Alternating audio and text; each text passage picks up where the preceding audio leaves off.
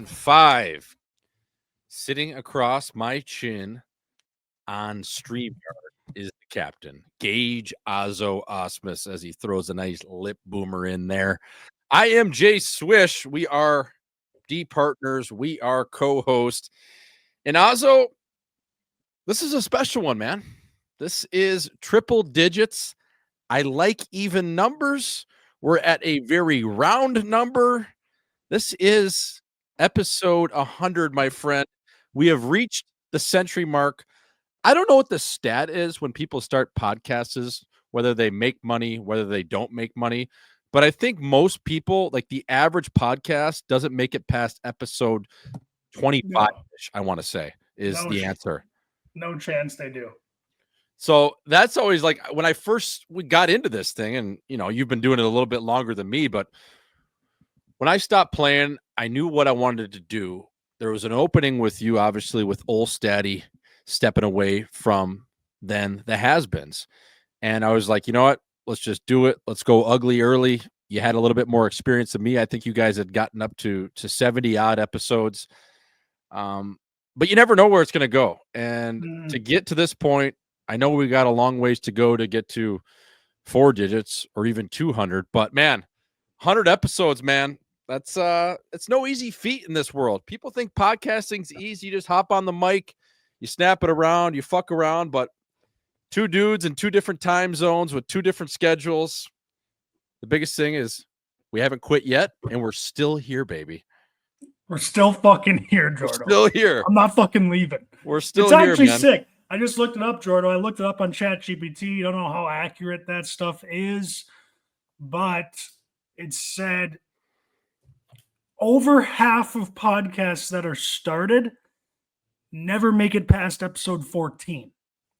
Yes. So I think that would probably be accurate, brother. Because think about it. Like, everyone always has the idea of it's going to be easy. You don't see the initial success. Fuck, you even get to this point and you're still grinding. Like, you're in the trenches, but you got to love the game. And I don't think people really realize that in a world of we want results right away in the TikTok era of 6-second reels. People just want things right in front of their face as quick as possible. A lot of people quit, and that I think that stat makes sense. That's about right. 14, dude. Like, come on. I know, 14. Nice effort there. Yeah, thanks good job. I'm glad you gave your full effort. You really went for it there. But Jordo, I was just God, what did I talk to you? I talked to you after Vegas. We didn't really get too much into that trip, but I was with a couple guys in Vegas that came down as my entourage to our first ever. Was that our first ever episode at Hooters? Yes. Phoenix? Yes. We were reminiscing on that trip. Unbelievable time. That came with its own problems, obviously. Some mic issues, live show at Hooters. That actually went really well, though.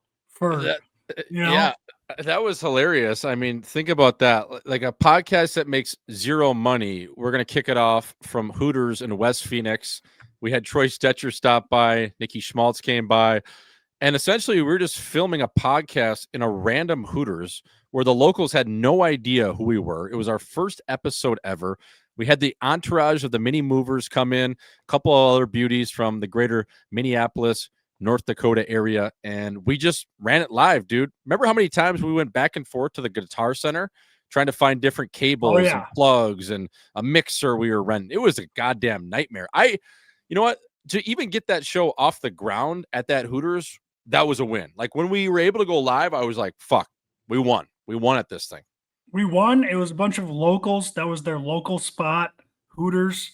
And, I think right off the bat, they weren't too pumped up to listen to us talk. Yes. But by the end of it, they were all in. We had people shaking our hands after. They were pumped. They're like, that was great, boys. Nicely done. Right. And for the people that don't know the West Phoenix crowd, it's not necessarily the Paradise Valley crowd. It's a little bit more blue collar.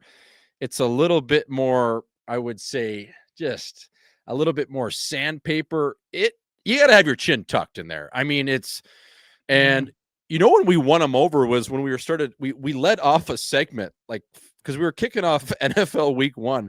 You remember the segment we had right away? We were talking about the best white boy receivers. People were loving that. Like all the Mexican dudes were dying laughing. They're like, because we were making a mockery of it. Yeah, they were loving that part. I remember seeing all their eyes just like they thought it was the funniest segment. The best white wide receivers is hilarious. Yeah. Julian Edelman? What? Who else do we have up there? Jordy Nelson. We had Beasley back in the day. Cole Beasley. Danny Amendola.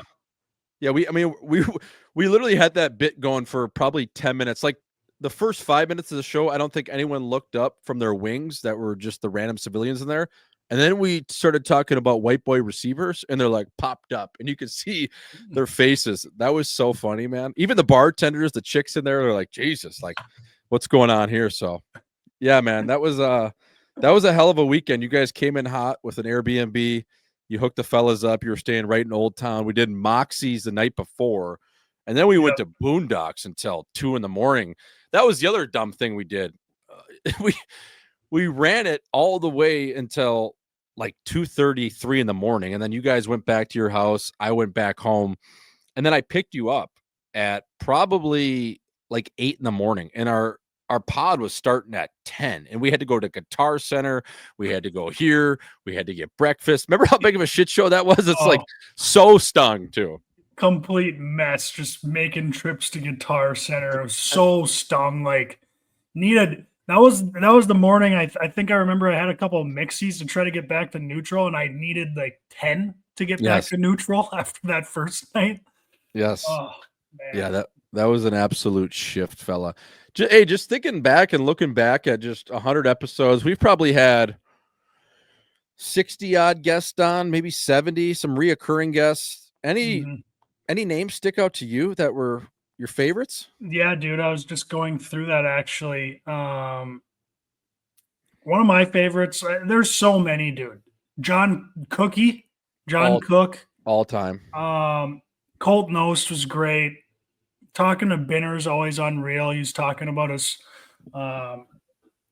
Johnny Cash days, walk the line. Yes. Obviously, it's always cool talking to the NHL insiders. They just know so much about the sport.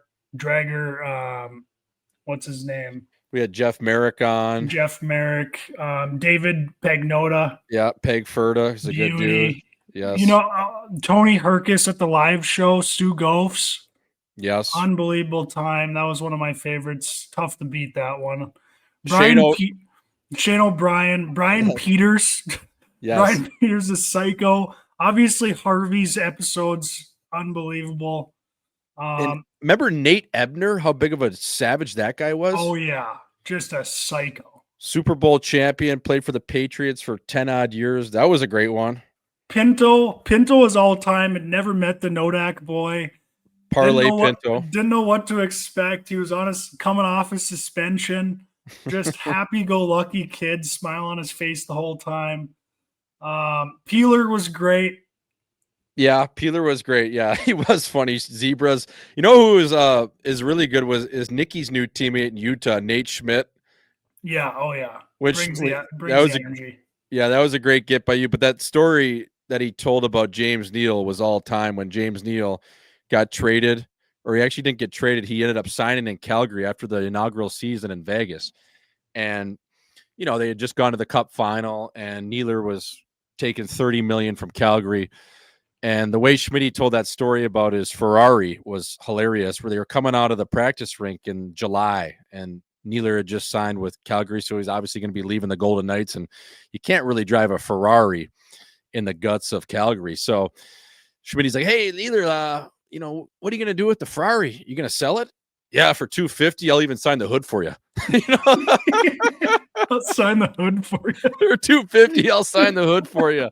Oh, so that was a classic story. I mean, Schmitty was an absolute buzzsaw. He is a buzzsaw, but that story to me was one of the funniest. And then the other part he told about James Neal too, because we could ask him a couple questions, was you're like, "Neither like Calgary?" You're like, "Why Calgary? Like they haven't been that great lately. Like you're gonna leave Vegas for $30 million, I'd play anywhere." I don't care. Send me to Russia, boys. I don't give a shit. Like, that might be the most true statement I've ever heard. For 30 million, I'll play anywhere. No shit. So would I. Oh yeah, I'm signing that ticket right away. Dave St. Peter was great. Great. Tim Stapleton, dark horse. Yes. What a beauty. Yes, he was really good. I mean, even the head coach, Dane Jackson, I know we're naming this every fucking guest we've ever had, but we've had some really good guests come on. And, you know, even the most recent one, I know people got a little look into the Cowboys, but if the Cowboys were done playing and they could peel back the curtain, that would be an all-time episode, you know? Oh, yeah. Yeah, so. It'd be if you could get them to open up and actually yes. If we could record like when we're actually sitting around a bar top table, that would be probably the number one episode. It's just those guys, they're not going to bring that game when the camera's on and the mics are out. But yeah, Ed Cookie Jarvis, that was hilarious. A lot of people also say that was their favorite. Yeah, Cookie Jarvis. I mean, we didn't even have to put the quarter in that jukebox. He just played all night. Like, it seemed like every question we had, he already had a perfect teed up answer. I mean, it was unbelievable. And the funny thing is, when we were talking to Cookie before, he was kind of just like head down, like not moping, but not really ready to go, or what you thought was ready to go for a pod. Like, we're about to turn the lights on here, baby. Like, we need some stories about you mucking. And then all of a sudden, it was just like when the lights came on and we pressed record, it was another level. I was like, this guy is a maniac. Oh, he was just made for the limelight. It was just unreal listening to him talk about just how serious he was in these eating competitions and how competitive he is and how he's got to eat salads now. He's just rattled. So choked, and he's, you know, you could tell he just misses the art of competition. He's like a real estate guy now, and he's lost a ton of weight. But yeah, man, there's been some good ones. There really has. And then you can't forget about our boy Schultz, who called in from Avanti's bar. Oh, all time. You can't beat those characters. You know, there's one tidbit too from cool guest Tage TNT Thompson. When he told us he'll just grab a stick off the rack and use it.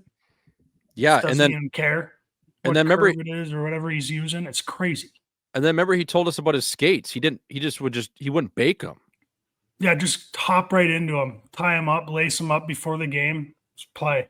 Like he was saying that sometimes if he was in a slump, he would go from CCM to Bauer to True and not even bake them, just wear them in pregame skate and play. Like, that's insane to me. It's nuts. That was an eye-opening one. Troy G. Ward, legend. Wardle. Yeah. Wardle, deleted the first one. It's actually the second episode we did with him. Yep. Is there anyone that is like a white buffalo for you to get on the show? Like, they don't even have to be that famous of a person, just someone that you would like to have on the show. Probably after spending some time with him fairly recently, Matt Green, getting him to open up, talk about because that guy's such a legend, dude. I know he refuses to do anything podcasting, media. The last media piece on him was that Hawk and Animal, Brad Miller time with Andrew McWilliam. Yeah, I always bug him. I always bug Hawk. I'm like, when are you coming on the show? And it's nails. It's nails. He turns it down. I'll admit it. It's nails. Yeah, I love it, but I would also love to get him on and just get him going. This is a very far-fetched person, but nothing is ever out of reach. Bob Rock, a sit down with Bob Rock, not a Zoom call, just whiskey, cigarettes, Percocets, and do-rags with Bob Rock, wearing a white beater and just talking shit, saying borderline racist stuff, but like all in good fun. Just hammering Jim Beam with them. Yes. Yeah, that'd be a hell of an episode right there. I like, you know, whose podcast I've been actually kind of looking into a little more is that Theo Vaughn. He's got like Amish guys coming on and like just. It's the only pod I listen to. It's hilarious, dude. That guy's so funny. I like where he goes with his guests too. And when he talks, he's like genuinely interested. He's not talking from a space of ignorancy or being entitled. Like he's really interested in people, and it relates to people because how down to earth he is. It's honestly the only podcast I really listen to. I'll listen to that, and then I'll listen to the Unnamed Show with Prez, Kirk Minahan, Chinahan, and then Ryan Whitney's on there as well. But I love listening to Minahan just go at Prez, so that's one I listen to.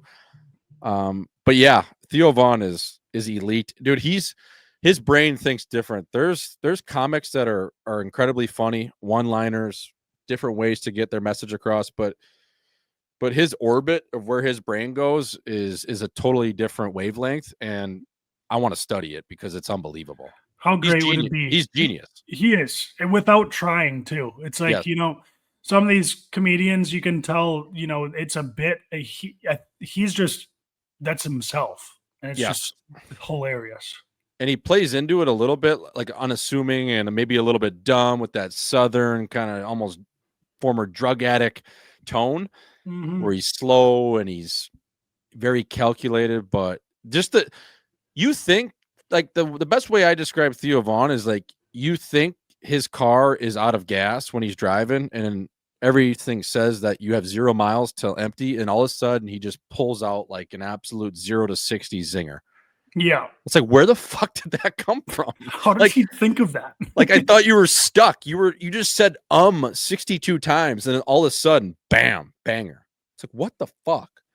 Like, most people don't have that, Oz. Like, most people, when they get stuck, and then all of a sudden they get distracted and they can't think, and they're like, oh, where the fuck was I? You know what I mean? Like, I'm lost now. Him, he's almost comfortable being lost. And he's like, that's where I want to be. That's where I want to operate my cadence. So pretty cool. Yeah. I would love to spend time with that guy too. It just seems like he'd be so funny in person. If you've seen like his like reels or TikTok clips on his top 5 moments, yes, they're so good. Like when he does the Asian dad voice, Bubby. Yes. Have you listened to when Ocho went on Theo Von? It was all time. It was probably like 3 or 4 months ago. You'll have to pull up that episode. I gotta listen to that because Ocho's another all-timer, obviously. Yes, and they're both just holding court. It was like a chess match. But the Theo Von, his old producer is this kid's named Gianni Paulo, and he's a movie star in Hollywood. He actually is in the show Power, but he was at the celebrity game in Aspen last year. He's like this little 5'6" kid. He's a 96, so he's my brother's age. He played for the Long Island Gulls growing up, Ozzo. He actually played hockey, AAA hockey in Long Island. And now he's like this big star on the show Power, which is produced by 50 Cent. But he used to be Theo Von's producer for his podcast, and he goes everywhere with him still, UFC fights, different things. I just see on his Instagram. And I was asking him about that weekend about Theo Von, and he was like, oh yeah, like this guy he's just all time, like salt of the earth, just beauty, like just a good dude. So it's always cool to hear like stuff like that, even though you don't know the person, but if it is cool to hear someone that's actually met him, and hangs out with them. Yeah, you never actually know how a person's really going to be. Like, are they fully in character when you see them on these clips? Is that actually how they are? Right. It's cool to hear those background stories. For sure. I mean, there's definitely people that see clips of me or, even with you, or they see a tweet. It's like, that guy's a jackass. And you might be right to an extent, but I feel like if you met us in person, we're pretty normal dudes that just sit around and talk. I like to think so. I like to think I don't know everything. And, obviously you're always going to give yourself the benefit of the doubt, but I like to think, we could get down with anyone, Ozzo. So yeah, it's always, but yeah, I mean, I could totally see it. You see one clip, you see one tweet, you're like, that guy's a fucking dickhead. I do it all the time.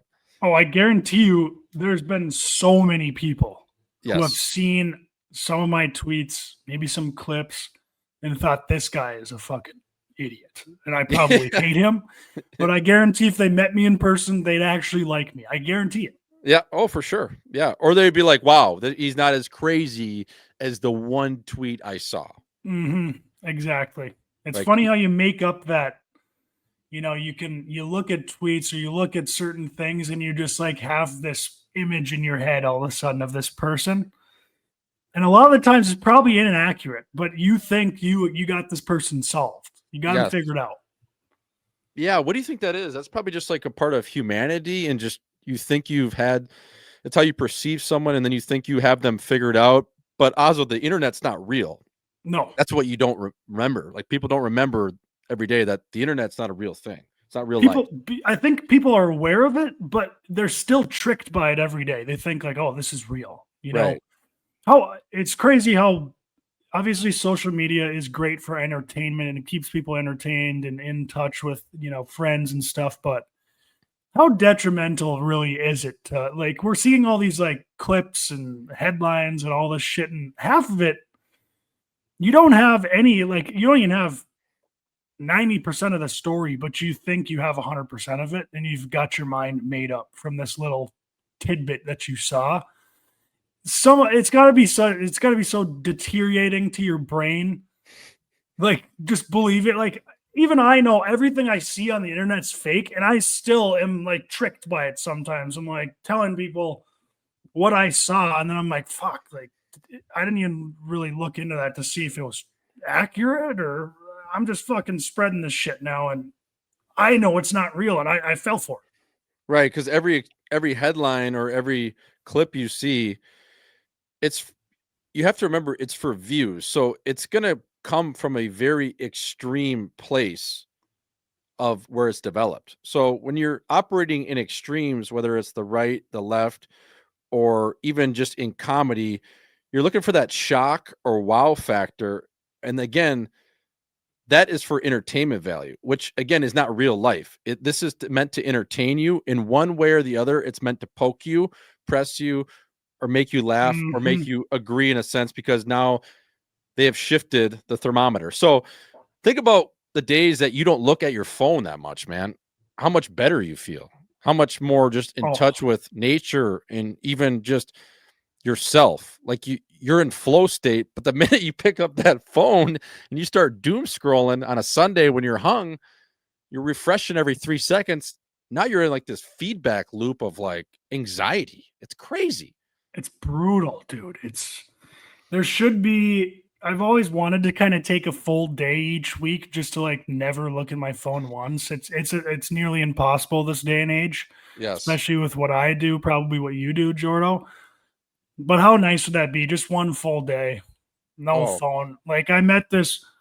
There was this earlier when I was with Mini Movers. This was like years back, but I met this guy. Um, I didn't. I met this guy, and you couldn't get a hold of him. He didn't have a personal cell phone. You couldn't. He made it that way. He's like, Yeah. I don't have a phone. I got an assistant. If something really bad happens, she knows where I'm at. She can send someone out there. But like, I don't want a phone. I don't want anyone to contact me. I don't need Mhm. that. Um, that'd be an unreal way. I've always been jealous of that guy ever since. Yeah, I think the last time I've done a water fast. I think we all should adopt, and it's hard in this day and age, like you said, just because of you're running a business, you're on your phone 24/7. But if we could all do like a 3-day no phone fast per year, it would Mhm. be unbelievable. The last time I did one, Azo, I think it was 2018, maybe 2019, when I went on a little bit of a reset trip to Sedona during my All-Star break. I just got sent down from the Blues. I was down in the dumps. The team started getting hot. I was up until February. And right at the All-Star break, I got sent down. I'm like, you know what? I need to get off this fucking thing. I got to stop searching my name in Twitter or looking at negative shit and just really chill out. So I flew from San Antonio, Man Antonio to AZ. I left my phone at Nikki's place in just a drawer for 3 days, and I came back from Sedona, and I felt unbelievable. Like Oh yeah. it was God. crazy. But I was like, at times I felt a little lost. You know what I mean? Oh yeah, you definitely do. I mean, it's part of your life now. You're part. Someone explained it. We're all kind of part robot already because our phone is an extension of our life now. There's not too many people that can survive without it. It's your alarm. It's the way you get places. It's how people contact you. It's how you communicate. It's Yeah, where you get your entertainment. It's fucked. you don't even need a computer. You can do most of your shit, 99% of your stuff just right here. So yeah, it's crazy. It's crazy to think about. I don't know, man. Some days you look at your screen time, you're like, Jesus, I'm not even Adrian Wojnarowski or Adam Schefter here, and my screen time's 15 fucking hours. Like, what am I doing? What do you think their screen time's at? It's like 18 hours a day. I know, like Elliot Friedman during trade deadline and things like that. It's like 18 hours a day, 19 hours or something like that. Yeah, 20 hours. Yeah. Oh yeah. Like, yeah, I get my notification. I'll have like 7 hours on there. I'm like, phew. Yeah. 7 hours a day average. Yeah, it's not perfect. It's not perfect. Dude, I'm staring at a screen for 7 hours. I'm not even living. I'm just in this fucking screen, this square. You know, if like I always think about what my dog thinks. Yeah. When I'm looking at this thing, he's like, why is he staring at a fucking brick in his hand? What is he have a problem? What yeah.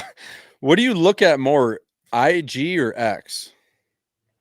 I'm definitely X for sure. Me too. I don't love I do like some clips, but I can only take so much. Like I don't even have TikTok downloaded. I get those reels on Instagram if I want to see them, and they're fun. I like reading tweets more though. Me too, way more. Obviously, we're probably in the minority there, and we're a little bit older than most kids. But I spend majority of my time reading on Twitter. I feel like at least that might help my intellectual level, maybe just a couple points. It's not going to do a ton, especially what we're reading on X. But I'm with you, dude. For the reels, like, you know, you have to post them, especially in this business and this nature of what I do, especially. But I can't. I have a tough time just watching other clips. I really do. Like, you have to have me really interested to watch a clip. Like for sure. And part of my problem is, Jordo, if I was only being shown who I'm personally following, I'd probably look at Instagram Reels more because I don't really have too much interest in watching the random reels from people I'm not even following. Sometimes it's just a waste of time. But if it was like reels of, you know, people that I actually know and follow, I have no problem watching those. It's just every time I'm scrolling down my main feed on Instagram, it's like I'm not even following anyone I'm looking at. Yeah. No, I'm with you. So, yeah, I don't know. I don't think it's a good thing that everyone's staring at it constantly and like always up to date on things. It's like, dude, think about like that Amish guy on Theo Von. He didn't even know ADHD was a thing, you know, like he's just like, yeah, we don't have that in our communities. It's just if you can't focus, like people just tell you like to focus. You know, like, just try to focus a little bit harder, fella. Just try a little harder to focus, and then you'll probably be good. Were you weren't on that? Were you on that whitewater rafting trip with Stad in the mountains, or was that Tomer and? Yeah, that was Tomer and Dewey. They were coming back from California that year after playing in the jungle, and they met that mountain guy during COVID, and they're like talking about masks and like COVID, and he's like, "Wait, what's COVID? What are you talking about?" Yeah. He didn't even know it was a thing. It was like 2021. It had been going on for like a year and a half. He had no idea. Yeah, how unreal would that be? He lived in like a shed in the woods between Bozeman and Big Sky. Yeah. Yeah, that's living. That's living, man. Also, how was that fight though, bro? We didn't get to talk about it last time. I know you battled up for that hung game we did with Dewey and those guys. How was that fight? Yeah, no, it was dude, I think that's the best sporting event you could probably go to, is a big boxing match like that, in my opinion. I know it's like recency bias, but just the electricity in the crowd, and I like you're sitting around a bunch of people into the fight too, and people are, cheering when a guy gets one in, or like cheering a guy on, and it's just such a different. I'd never been to a big boxing match like that, and I still have yet to go to a UFC match, but it was just incredible, the electricity in the crowd. And yeah, I can't imagine like walking in, like everyone's going to a fight. Like it has to be like a different energy. It's a different energy. Obviously, it was Mexican Independence Day. It was in Vegas. I think I was the Caucasians were outnumbered there. Mm-hmm. So I probably looked like some frat boy walking in, like, what the fuck's this guy doing here? He's not a Mexican here cheering for Canelo. But it was such a cool vibe, dude. Everyone was so jacked up, so pumped. It was just so different from going to like a team sporting event, like a hockey game, football game, basketball. It's just so different. And you're just so dialed in, like thinking who won the round, and it was incredible, man. I want to go back. I gotta get it. I gotta see a UFC match, good card, just to see which one I like more.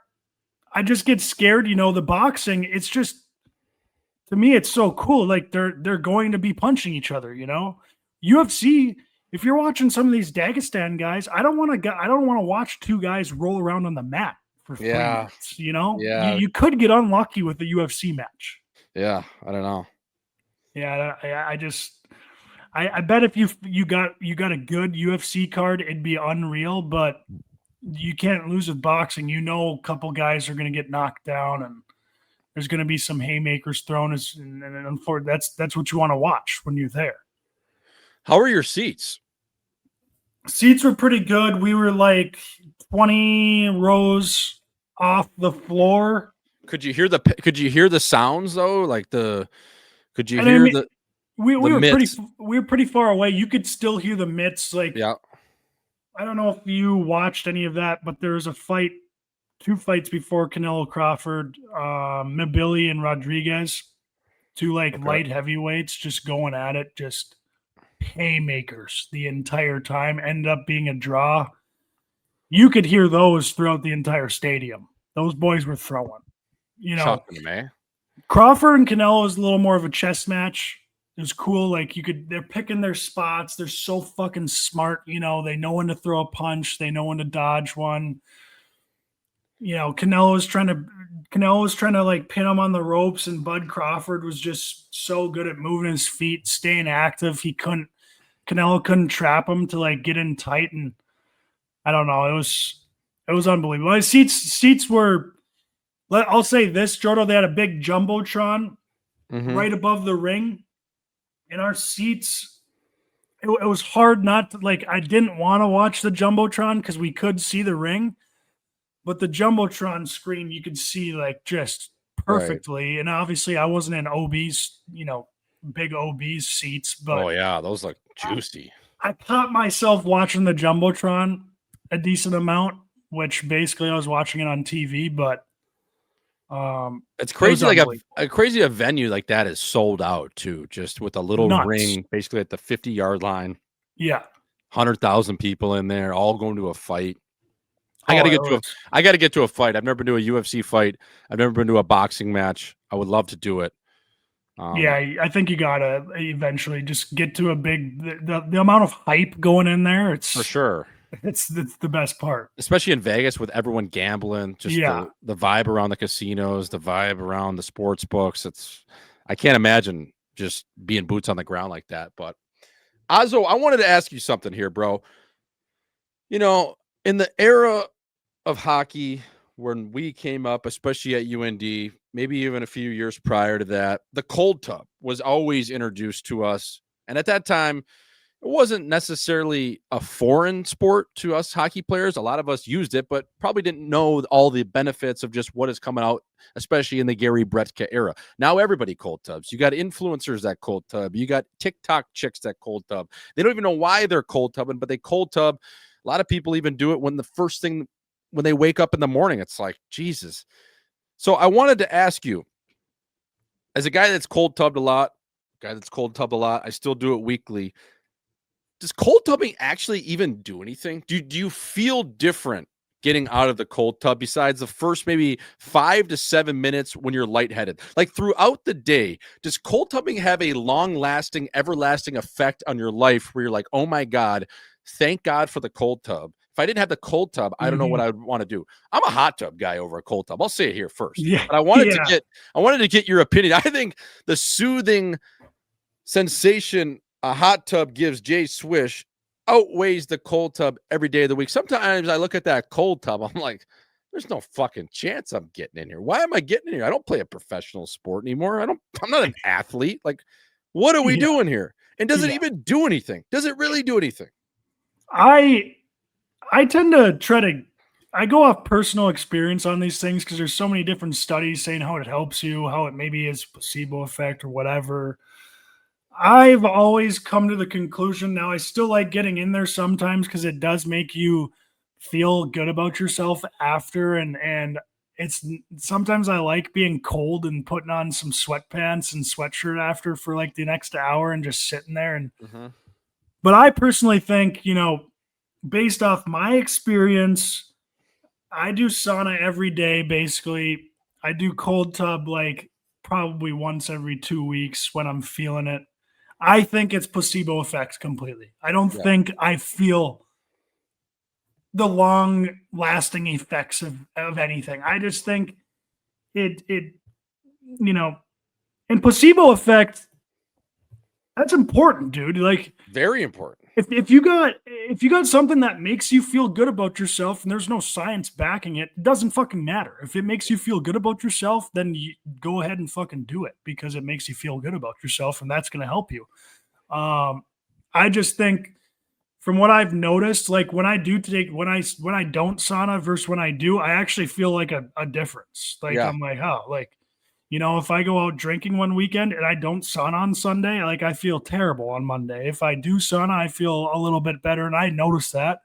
If I go in the cold tub and then I don't go in the cold tub, I don't notice any fucking difference. No. Yeah, see, that's my thing too. Like the sauna makes sense to me because you're sweating and you're releasing toxins. Again, you're talking to a guy that has a 3-year degree at North Dakota with a communications degree. So bear with me here. But I'm just telling you from my personal experience, this is not backed by science at all. Let's make that clear for all 286 viewers here.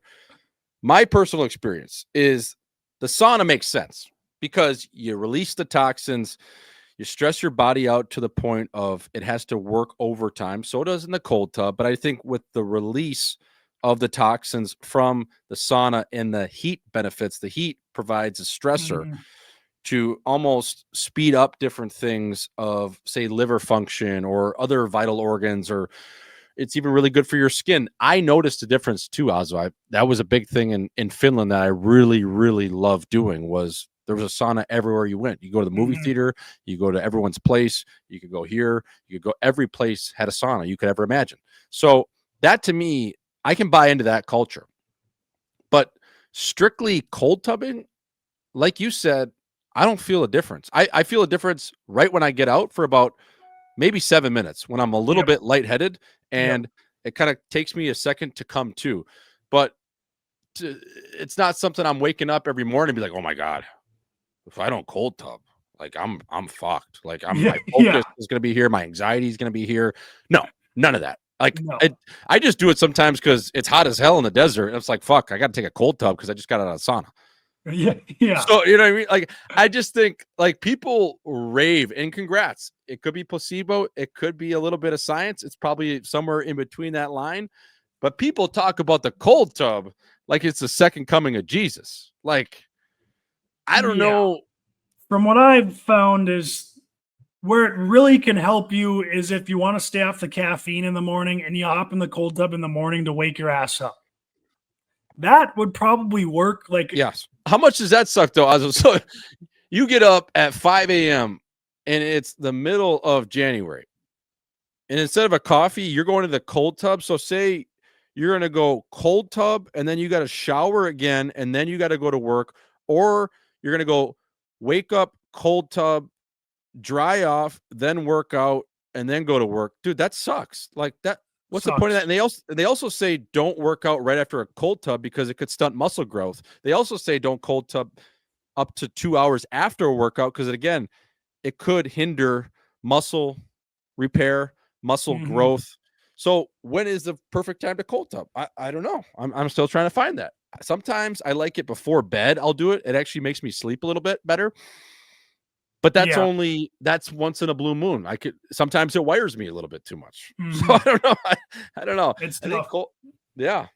It's tough. Yeah. I think it's, you know, The way I would describe it is, I think this is an Army thing. If anyone's listening and wants to correct me, it might be a Navy thing, whatever. But I think it's an Army thing where, they teach you to right away in the morning, you make your bed. They Yes. always make their bed after they get out in the morning. And So it's like a little win. it's a little win to start your day. You just got it done. And I've noticed that too, Jordan. When I'm having a bad day, I'm all pissed off. I can't really, I'm not thinking clearly. I've noticed if I start organizing shit or like clean something up and just put things away or clean something, after I feel a lot better. I'm like, all right, there we go. I just organized something. I did something good. I feel good about myself. Now I'm in a better mental state, which is obviously going to help the rest of my day and my life if I'm in a better mental state and I'm positive. So that's what that does. I think it's got to be similar to that. I haven't looked at all the studies, obviously. Maybe there are scientific things, but I think it's one of those, like, it's just a little win. Like, you think your nails for sitting in there for 5 minutes or so, and mentally you feel good about yourself, which ultimately is going to help your life and your day. And I think that's what it is. I've never noticed like physical, I feel better or I feel terrible because I did or didn't cold tub. Yeah, you just basically, it's a win against your inner bitch. Yeah. So you could either do that with cold tubbing, workout, or make your bed. Yeah. Dude, the make your bed thing, like, I'm not a clean guy. Like, that's one of my worst traits, is just not a slob, but it's like some days I'm looking around, I'm like, Jesus, what happened in this kitchen? Did a fucking hurricane come through here? So that is one of my, I would say things that at 32 years old almost, I'm still working on. I'm not, again, a slob where you walk in this like, Jesus, Swish, are you a hoarder? But it takes me a little bit to get everything dialed in. You know what I mean? Like, it can kind of slip away from me. So I got to stay on top of that is what I'm saying, Ozzo. And I've been getting better every year at it. But the one thing I've noticed is the making the bed every day. Man, you come home midday, you come home at night and you see that bed made. Fuck. I get pumped. I'm like, damn. It's a good fucking feeling. Because am I at a hotel right now? Yeah. That fucking bed looks good. I always enjoy a made bed. Yeah, versus when you just, get up and throw the covers everywhere and then you come home, it looks like shit. Yeah. Now you're pissed again. Like, I don't need another excuse to be pissed off. I got enough. It's another thing, like, where I know if I make my bed in the morning, I will feel much better about myself, and I'll feel better when I'm hopping back into bed at night. But it's just something I haven't fully, like, I can't commit to. I'm like, I can't do it. I can't. I got too much shit going on. I know it helped me. I know it's the right thing to do. I know it'd make my life better, but I'm not going to fucking do it, all right? I got too much shit going on, god damn it. Dude, how pissed do you get when you wake up, you like have to run out of the house because you're running late, and then you come back and your place of living is just, it's a yard sale. Like, there's shit everywhere, and you come back. That might be, and again, from not a clean guy, that is so fucking rattling when you come home and there's just shit everywhere. There's a couple dishes out, say they're maybe in the sink. You got papers over here. There's a couple just water bottles on your couch or your ottoman. Man, I get so mad. I'm like, what the fuck? Like, I get so pissed. What is that feeling? Like, I want to sucker someone when I walk in, and it's my fault. It's no one else's fault. No. Like, why am I so mad? Oh yeah, there's got to be some science behind that feeling too, because there is nothing worse than you got a suitcase, you just got off the bird, got out of the Uber, you're walking into your place with your suitcase that you're not going to unpack for a fucking week. And you walk in and the place is just destroyed. You're like, Jesus Christ. This is rock bottom here, boys. Rock fucking bottom. This place is a disaster and I'm not touching shit. I'm sitting right on that couch. No, and you can't even get comfortable. You're just rattled. And the best part is it's always pretty much just your fault. Oh yeah. Every time. That's and you make it such a good point with the suitcase, dude. Some of these trips over the last year, I'll leave the Toomey just loaded up. You know what I mean? Oh, yeah. A lot of the times it'll still be loaded for my last trip before I'm emptying it out, going through it for my next trip, and I'll leave like half the shit in there. I'm like, fuck, I didn't even wear this stuff. I'm leaving it in there. What would you rather do, dishes or laundry? Dishes. Yeah. Not even question. I can do the throw it in the washer, change it over to the dryer, pull it out of the dryer, bring it up to my closet. But then once I gotta put it all away, it's a big problem for me. So I'm talking to like our 4 female listeners, probably both of our moms and like maybe 2 other chicks. Why, when I put my shit in the dryer, it comes out like it's a crumpled up New York Times newspaper every fucking time? Why is that? I don't And then know. I'm like laying shit out, and then I'm hoping maybe I'll bring it outside and a Drew breeze will hit it, and somehow the humidity that doesn't exist in the desert like just brings this shirt back to normal. Like every fucking time I have like a button down shirt that says you can wash it, no problem, dry it, machine dry. Dude, that shirt, like I almost can't even wear it again. I spent $200 on this rag and bone shirt that I wore to some jackass's wedding that he's probably going to get divorced. And all of a sudden, I don't like this is just a one and done. Oh yeah. What the fuck? I still haven't figured it out. How rattling is it when you got a nice shirt, and you dry it and it's just a piece of shit after, and you're like, God damn it. Fucking wore the thing once. Now I'm gonna hang it back up because it's a nice shirt, but I know I can't wear it. Oh, I'm still dude. gonna hang it up because it's a really nice shirt. Maybe it'll just take its shape back again if I leave it hanging here for 2 weeks. Dude, it is so funny. And it's hanging in your closet, and you just skip by it every fucking time you're gonna go out, and you're like, God damn it, that shirt was so sick, but it's still got looks like a piece of paper mache, dude. It's like it looks like a fucking wrinkled up, just jizzed on old Playboy. Like what's going on here? I'll even put it on. I know it doesn't fit, and I'll put it on. I'm like, maybe it fits now, maybe it's back to form. I'll put it on and look in the mirror, and I'm like, Jesus, this thing is destroyed. Take it off, hang it back up. Oh, I got like 3 Tommy Bahama shirts in my closet that I just love, and I can never wear them again. And I just, it brings a tear to my eye every time I have to skip by it. I'm like, oh God, yeah, God damn it. You're like, that was a sick shirt. It still is a sick shirt. I'm going to try to wear it. You put it on and you can't even fool yourself. That's like when it's like, oh my God. Like, yeah, there's you're in that mirror, Jordo. You're trying to fool yourself too. You're like, no, this is going to look good. It's a nice shirt. Yeah. Like and not even looking and you're like, oh fuck. Not even Botox. The amount of Botox could save this shirt. Like it's fucked. That's the worst, man. It's the worst. So what I'm saying to you is I still haven't figured out this laundry shit. I've done cold dry. I've done gentle dry. I've tried the hot press. I mean, it's just, bro, and then the worst thing is too when you're stung or something on a Sunday and you like your one activity other than having a Philly cheesesteak, getting out of bed is, yeah, I'm gonna do some laundry. You throw it in the wash, you go back to bed, you forget about it. 4 days later, that shit is still sitting in your wash, especially as a single guy. Probably change a little bit for you now because Gabby would just be like, Jesus, Gage, figure it out. But for me, there's no one telling me to do anything or nudging my fucking ass to go get it. So what do you do then? I usually just run it again. You know what I mean? You got to run it again. I do that all the time. I'll walk down there and I'll be like, I got to throw some stuff in the wash, open it up. Fuck, my last wash is still in here. Smell it. It's all musty and damp and shit. Just got to pour more detergent in there, shut it, and fucking start it up again. God damn, man. Idiot.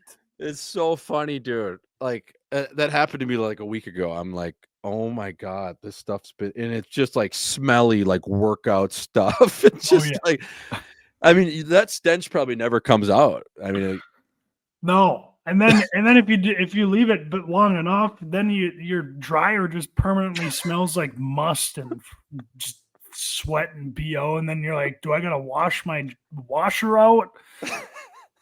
I don't know. I hate laundry, dude. And then there's those workout shirts you have that are like 8 years old. Despite how many times you wash and dry them, they still just at the first drop of sweat, they just smell like complete ass. It's like, how did this hockey stench of like old stale hockey gloves in a bag, baking in the summer, come back on the shirt. Like it smelled pretty good when I initially put it on, and then every fucking time it smells like complete ass. That's another one I don't get. Oh yeah, it's just living in there. It makes it through the wash. It's hiding until you start sweating again. Some of those old workout shirts though, why don't they just, it seems like you can wash and dry them 2,000 times and they just still look the same after. It's crazy. Oh, dude, that like, do you feel like a personal connection with some of those shirts? Like Oh I yeah. can't get rid of them, man. No, not getting rid of them. Like I've got like probably 7 of them. I'm like, I can't get rid of it. no, it's like old CCM or Bauer shirts back in the day, like a Yeah. little cut maybe with the scissors to help you breathe when you were either on the sheet or doing an intense workout in the summers with Pooley. But yeah, those are like I think every time I put those shirts on too, I was like, if I were to get a new shirt, there's no prior work into that shirt. You know what I mean? Like it just comes into your life. It's like this new thing. Like those other ones, you put that shirt on, you remember how hard it fucking was. And then it puts you in that mindset of, okay, now I can wrap my head around the 45-minute fucking bagger on the Peloton. It does. Yeah.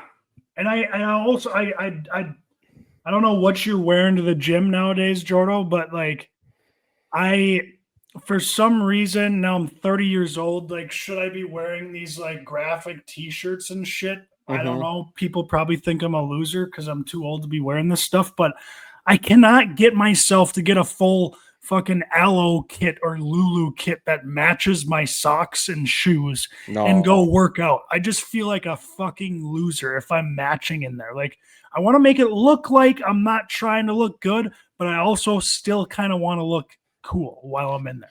If you're a dude, and I'll say this with 100% confidence, if you're a dude that wears a matching Aloe kit set that matches everything, you're closeted. Like you're gay. Like that's what I think, and I have no problem with that. No, I don't either. But you're gay. When I see that, I'm like, oh, that guy's gay. That's what I think. I don't look at you any other different way. I just think, he's got a matching workout set on that he went and purposely bought, and then he went and matched his shoes and his headband with this outfit. He's got to be gay. Yeah, dude. Like when I go to the gym, I want someone asking me, like, "Did you get dressed in the dark?" I'm like, "Yeah, mother," because I don't give a fuck. Yeah, yeah. I got on 16 different colors and striped socks and these shitty Asics shoes that they're comfortable now because they've been worn in 1,000 times. Yeah, motherfucker, let's go. Let's do a pull off. Let's get up in the bar and let's see what you got. Yeah. Is the cutoff at the gym respectable, or do you roll your eyes at it? Depends on the gym. If I'm in one of those nail gun gyms that's got the old weights, metal plates, and like an old school golds, or one of those, garage gyms, cutoff plays. If you're at Lifetime with a cutoff and it's actually like, well, first off, if it's not a t-shirt that you cut the sleeves off, if it's actually like you bought it as a cutoff, that's really gay. Yeah, that's brutal. So you're saying I still don't like the cutoff though. I don't like say I'm wearing this shirt right now, Jordan. It's normal cotton shirt, whatever. I cut the sleeves off. I still don't love it at Lifetime. I'm like, I don't care to see your arms. I know you've been doing curls for a couple of weeks, but and you're wearing save that shit for the garage. And you're probably wearing sweatpants. Yeah. So you're saying that the homemade cutoff is more nails and maybe acceptable over the dude that buys the pre-made. The pre-made cutoff, I can't get behind. Yeah, I'm with you anywhere, anytime, any place. You should never buy that shirt ever. But like, how about? Are you ever the guy that just walks around with just the homemade cutoff in the summer? I do that with a do-rag all the time. I feel great. Yeah. Homemade cutoffs. They're comfortable. I wear them around the house, like if I'm in a garage or something. Yeah. Even if I'm doing an outdoor workout, that plays. Yes. I just don't like wearing them like in a public gym. The homemade cutoff where they cut it like so loose around the back too to show like their back delts. That's a crazy look too. Like the wrestler cut, like fella, come on. Yeah, there's levels to that cutoff shirt, Jordan, for sure. Like I can see the marks from your spray on tan on your white cutoff shirt that you made. And that's just giving me that's the double whammy. Like you can't be doing that. The spray on tan and like, dude, come on, do less. If the cut's too big, I think it's a terrible look. It's got to be right at the sleeves, almost like a Bill Belichick sweatshirt. That's the right way to do it. Yeah. No, I'm with you. It's a good question, though. I'm with you. Yep, it is. All righty. We're going to go over to the People's Insider Term of the Week. And this week's People's Insider Term of the Week is chicken parm as long as your arm. Now, this one, I don't know exactly if it's really a term that'll jump out to you, but stay with me here. So when you're at an Italian restaurant, you're ordering the chicken parm, you're at, I don't know, any establishment that offers one of the best dishes you could ever get for a dinner option, and that is chicken parm. And a lot of times you go to these family style places, especially being Italian, that chicken parm is going to be massive.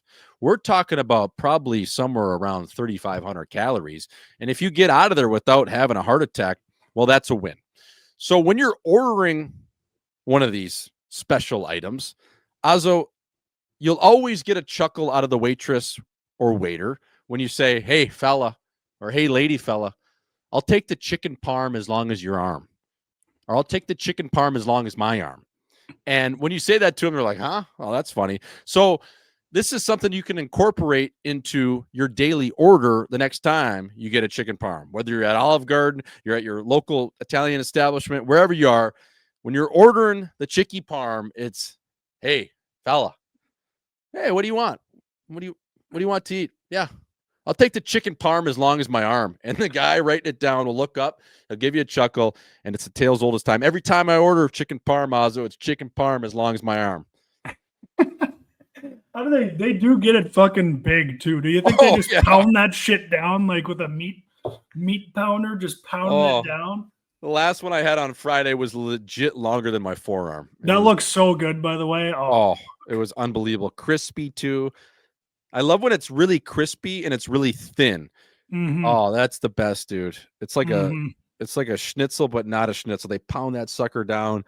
So that is this week's People's Insider Term of the Week. Chicken parm as long as your arm. Classic. Write that one down the next time you order a chicken parm, fella. Azo, lastly, just looking at the NFL slate, your Vikings, they did well last week. The Packers, wow, we lost on the mistake on the lake. But going into this week in the NFL, is it week 4 or 5? Week 4. Okay, so I just wanted you to give out a pick. I think I'm going to slide to the Thursday game here in AZ. We got the Seahawks coming to town, so they travel well. There's a big Seahawk faithful here in Arizona from all the snowbirds. But if you're looking at one game, we're not betting experts by any means, but if you're looking at one game that you'd tickle some action on, what do you got for me, brother? Well, I was looking at this week. Couple tough picks in here. Like Philly, 3.5-point favorites over the Bucks. Bucks are at home. Bucks are also undefeated. Baker Mayfield, are they going to lose by more than 3 points? I don't know. And then you also got Detroit minus 9.5 over the Browns, who the Browns just beat the Pack. They're a pretty scrappy team. I don't know. Got a good D. Yeah, I don't know if Detroit's going to beat them by 10 points there. Those are a couple of games I would look at, but I'm going to go ahead and I'm just going to be one of those miserable Vikings fans, Jordo. Yep. They're 2.5-point favorites over A-Rod and the Steelers. They're going to lose that game. It's in Dublin. It's in Dublin, which helps the Vikes tremendously, I think. But I watched last week. Obviously, Carson Wentz is behind center right now. I don't have much faith in him. He's a Bison guy.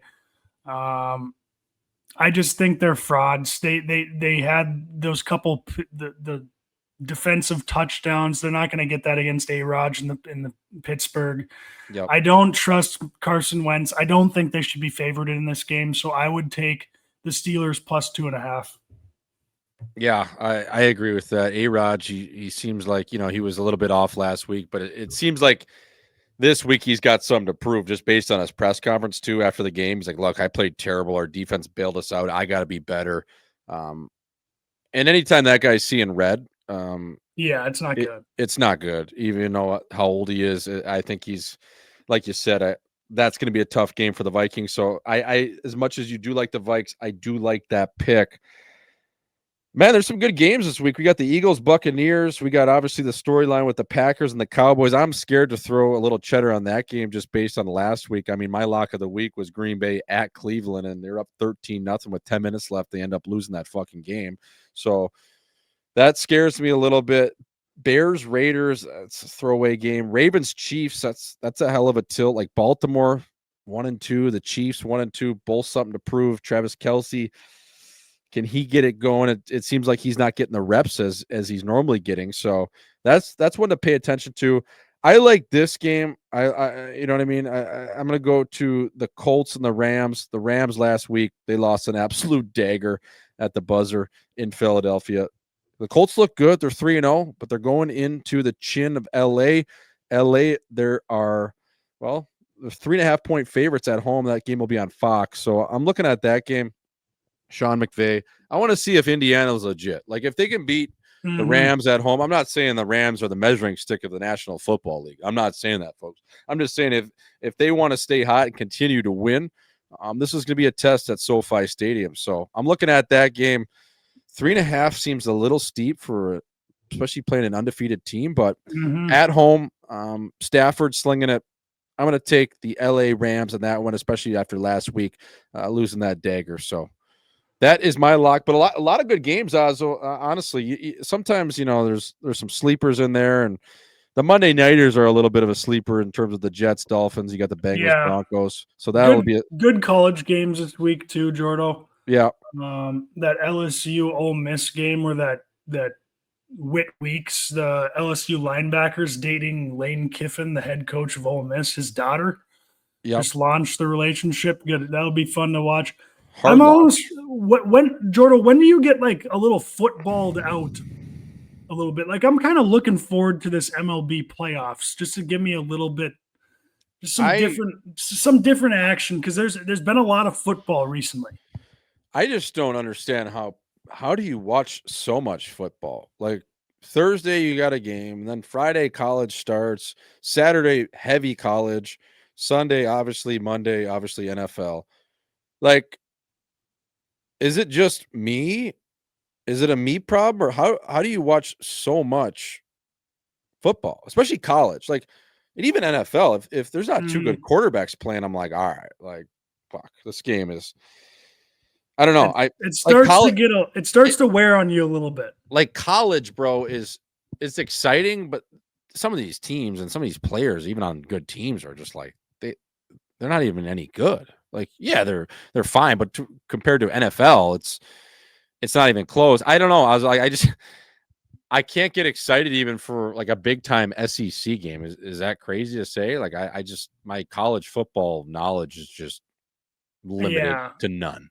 Yeah, and that's why I don't even like to talk about it because I don't know anything about it really. I mean, I see the scores and I'll watch the late night game and things like that. And college game day is always fun with Pat McAfee until he gets annoying about week 4. Like I don't know. Yeah, it just gets to be a lot, especially when it feels like it's every day. You get like Tuesday, Wednesday off, but then right back to it. It's nice to toss on the TV, I guess, but I'm starting to like feel a little. Maybe I'm getting soft as I get older, but I'm starting to feel a little like just get a little footballed out already in week 4. Yeah, I'm excited for hockey to start. I'm excited for college hockey. UND, obviously. I was talking to Jax yesterday, called me all fired up. Sounded unbelievable, by the way, in his press conference. I don't know if you caught that. Yeah, just that little nugget they threw out there on Midco. I just texted him and said, your shoulders are back, your chin's tucked, you're speaking below the nipples. You sound great. You sound confident. So Talked to him for about 10 minutes, just chatting with the state of the affairs of UND hockey. It sounds like it's going great in the preseason. They did something at Mark Chorney's cabin where they brought in these seals, and I guess they just absolutely bagged the fellas for like Did they? eight hours straight. Yeah. He said it was way more intense than JB Spizzo ever was. Said it was nuts, I guess, but that's I'd love to see that. That's what's going to turn the culture around. So I'm excited for college, for those boys up there. Shout out to Chiz, Simmer, obviously Jax, the boys. But NHL, Schmabes, and even just NHL, I'm fired up about. Like hockey, I don't know. For me, it's one of the only sports I can watch every single night. Obviously, but it's yeah, I'm excited for it. I get burnt out of hockey, even though until like playoffs, right? Like playoffs for hockey, the first round's unbelievable. Every game's going. There's just tons of action. Second round is okay. Third round, I'm like, uncle, like these guys are still playing. And by the time it's like mid-June, I'm like, all right, just can we wrap this shit up? So did they add games too? They added games this year. Next year, yeah. Next year. Yeah. Well, next year they got 84 games, and I think it's 4 preseason games. Dude, these preseason games, I don't know if you see my rants on it. Like, do we really need to watch the 6th round pick from 2022 play 5 preseason games? That's going to be playing for that's going to be playing for the Saginaw Spirit this year. We're sending them back to Erie. Like he ain't playing. He's like 5 years away. What are we doing? I don't. Yeah, it's just a little. The NHL preseason shouldn't it just be like the actual NHL guys playing a couple games? Like it seems like they're not even. Did you see Zadorov scored in the 3-on-3 overtime? Just skated off. He's like, "What the fuck are we doing out here?" Yeah, like get me home, dude. Like get me out of this fucking. Get me out of MSG. Let's play when the points are actually real. Yeah, that's the thing. It's like it should be 2 games. If I was a star player, I'd be like, look, I'll play 1 or 2, then I'm good. Yeah. I'll shake off some of the rust if I have to in game 1 and 2 of the regular season. We're playing fucking 82 of them. Like who gives a shit? I don't need to play. I remember the 1 year or 2 years. The 1 year I made the team out of camp, the 1 year I was the last cut. I played all 8 preseason games. Both years.